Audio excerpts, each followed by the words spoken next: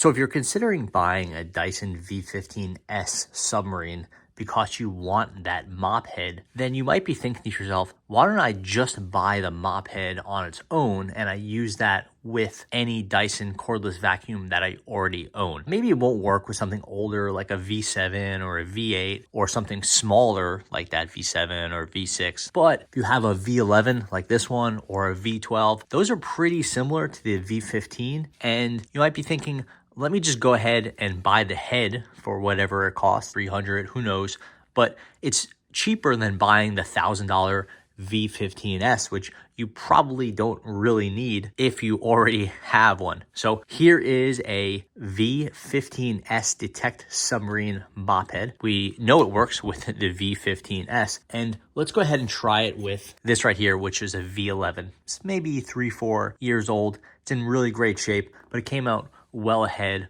of the vacuum head. You would think everything would work. This piece is compatible.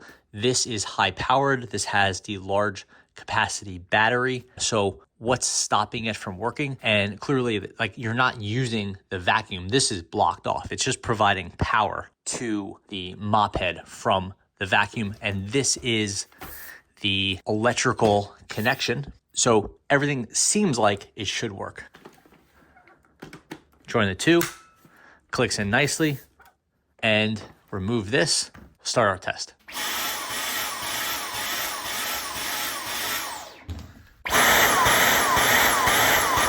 So what's going on here?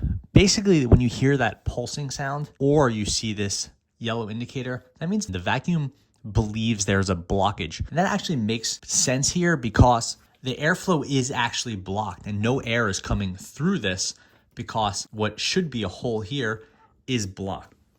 The vacuums are designed to detect when air is not coming through, and they won't work. That way you don't hurt the motor, or you're just not doing very ineffective cleaning. So the fact that no air is coming through and the older vacuums detect that blockage and they won't work, even though everything else is compatible.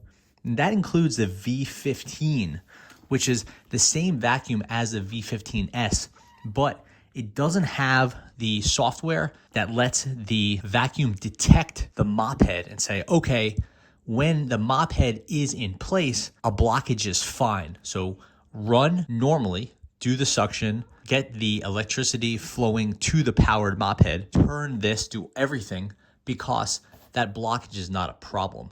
The blockage is, of course, a problem when you have a standard head.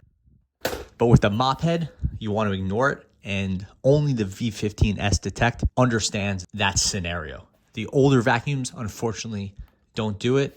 And as far as I know, there's no way to upgrade the firmware on these vacuums. So you're pretty much stuck, and you cannot buy a mop head and have it work with your V11, your V12, or even your standard V15, unfortunately. Kind of a bummer, I have to say. I understand why it happened like that, but it is really disappointing for Dyson owners, especially if you went ahead and invested in a V15.